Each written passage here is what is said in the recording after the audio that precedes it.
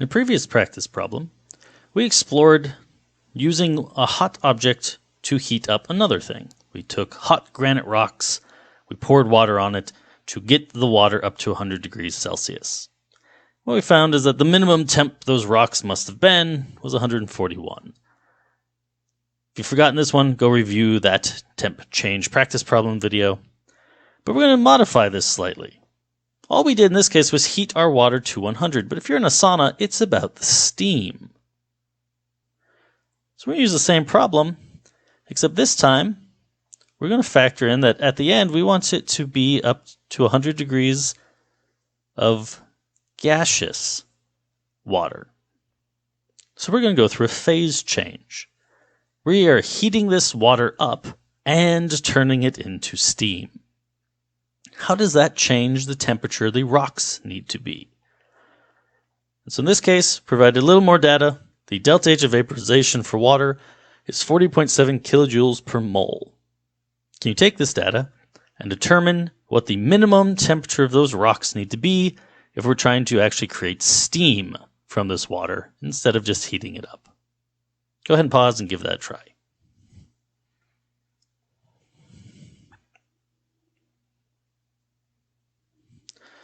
All right, if you're back, well, similar to before, if we are heating water with a hot rock, then the rock is going to cool as the water gets hotter.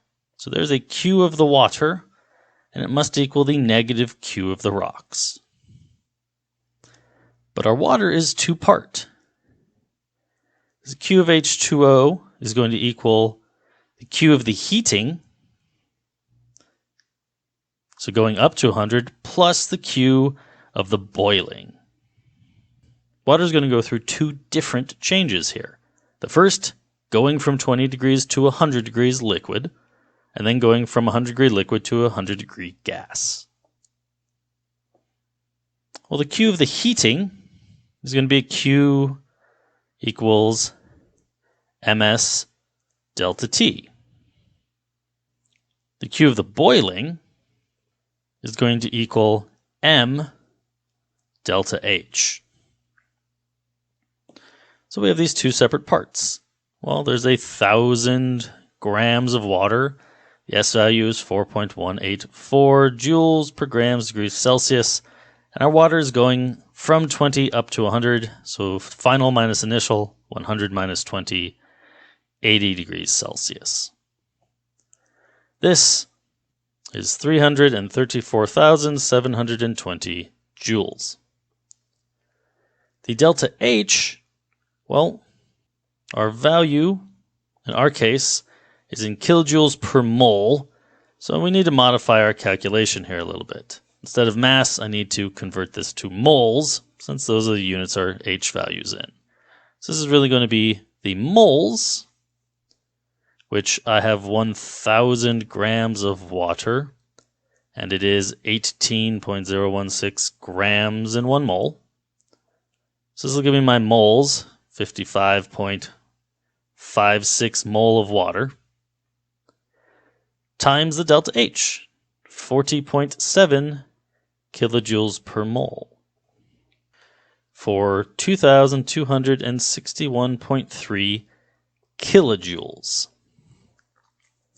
If we want to modify the top into kilojoules, that is 334.72 kilojoules. The heating took maybe about 1/7 of the energy of the phase change. There was a lot more energy involved in that phase change. But we can add those together in order to determine the Q of the water. So the Q of the H2O is going to be the sum of those two, which is going to be 2,596 kilojoules, or 2,596,000 joules. Because remember that our rocks are going to be the negative of that. So the Q of our rocks is going to be negative 2.5 million, really 2.6 million joules. Well, our rocks aren't going through a phase change. Our rocks are solid rocks and they stay solid rocks. So they are only going through an ms delta T. The mass for the rocks was 10 kilograms, so 10,000 grams. The S value for the rocks, 0.803 joules per grams degrees Celsius, and a delta T. Rearrange and divide. What we will find is that a 323.3 degrees Celsius is our delta T. And negative because our energy was lost. Compared to the previous time where we just went through the heating of the water, we had found there was a 41.7 degrees Celsius change.